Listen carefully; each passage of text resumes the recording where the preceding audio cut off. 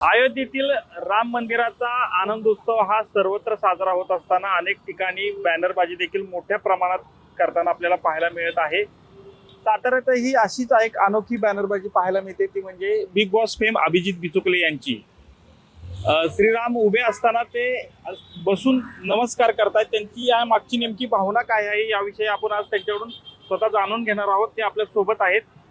तुम्ही एक वेगळा बॅनर हा बसवलेला आहे, काय नेमकी मागची भावना कशा पद्धतीची आहे? या ठिकाणी त्या बॅनरच्या पाठीमागची भावना सरळ सोट आहे की ईश्वर आहे, त्याला आपण मराठीमध्ये ईश्वर म्हणतो, मुस्लिम भाषिक अल्लाह म्हणत असतील।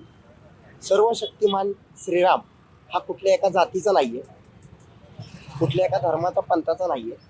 प्रभू रामचंद्र हे प्रचंड मोठा विचार होते, मर्यादा पुरुषोत्तम होते, वडिलांच्या शब्दासाठी लढणारे होते, प्रजा हितदक्ष राजा प्रभू श्रीराम, आणि त्यांचा मी भक्त आहे हे मला दाखवायचं आहे। यामध्ये हे मला का सुचलं तर आमचे तसे माझे आवडतेच, त्यांना मी अनुकरित करतो, मी त्यांचा फॅन आहे, सगळा महाराष्ट्र माझा फॅन आहे, पण मी नरेंद्र मोदी भाईंचा फॅन आहे। मोदी भाई तुम्ही बघा, हे मी तुमचा फॅन आहे, फक्त तुमचं मला एक खटकलं, तुमचा एक बॅनर सोशल मीडियावरती आला, प्रभू श्री रामचंद्रांना तुम्ही छोट्या बाळाच्या रूपात दाखवलं आणि त्याचं बोट धरून तुम्ही मंदिराकडे चाललाय, म्हणजे तुम्ही प्रभू रामचंद्राचे बाप आहात असं तुम्हाला सुचवायचं होतं। आणि संपूर्ण भारतातल्या जनतेला मी विचारतो की बालरूपामध्ये जर प्रभू रामचंद्र दाखवले आणि त्यांच्या बोटाला धरून मंदिराकडे मोदी साहेब घेऊन जात असतील, तर बालकाला त्याचे वडील शाळेत नेतात, त्याची आई शाळेमध्ये नेते, आणि ज्या वेळेला मी सगळ्यांना झोपवू शकतो माझ्या आई वडिलांच्या आशीर्वादामुळं, सब दुनिया मेरे सामने झुकेगी, लेकिन जिंदगी भर मैं प्रभु रामचंद्र के आगे झुकूंगा, क्योंकि उनको मैं ईश्वर मानता हूँ। और दूसरी बात बताना चाहता हूँ कि संविधान में भी प्रभु रामचंद्र जी का एक फोटो है, और ये देश संविधान से चलता है। या विविध जातींमध्ये धर्मांमध्ये सगळ्यांना जगण्यासाठीचं जे काही दिलं ते संविधानानं, आणि प्रभू रामचंद्र हे सगळ्यांचे आहेत, संपूर्ण जगताचे प्रभू रामचंद्र आहेत, मी त्यांचा भक्त आहे, बाकी सगळ्यांना मी झोपवू शकतो या लोकशाहीमध्ये।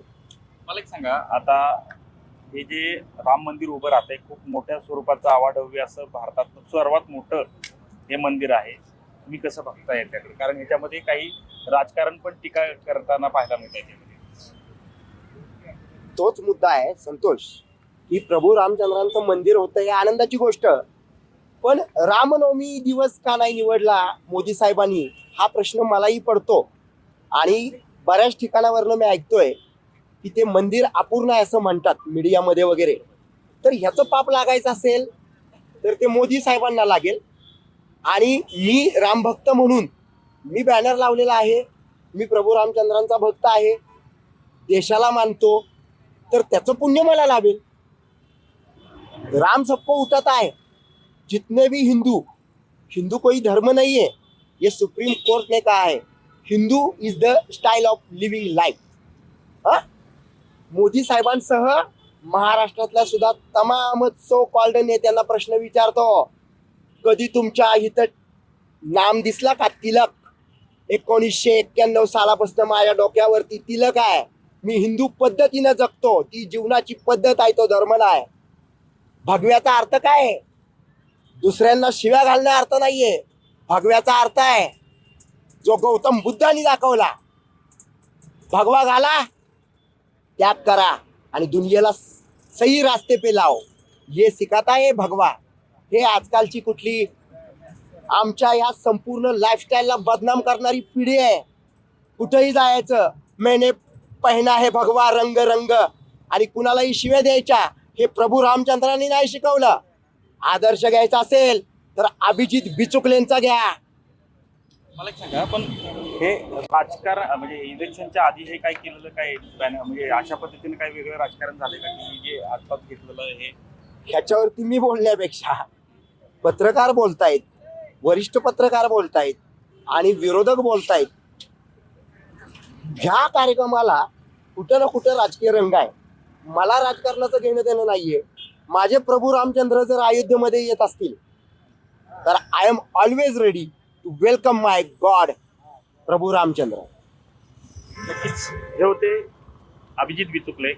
त्यांनी एकूणच सांगितलेलं आहे की ह्या राजकारणामध्ये मला कोणताही अशा पद्धतीचा रस नाही, पण मी एक चांगल्या पद्धतीचा जो बॅनर आहे, जो माझी भक्ती जी आहे ती रामाच्या बाबतीत आहे आणि श्रीरामाच्या बाबतीत आपणच पाहू शकता की हा जो बॅनर आहे तो आता लावलेला एकूणच पाहायला मिळतोय. कॅमेरामन तुषार जाधवसह संतोष नारोडे, TV9 मराठी, सातारा.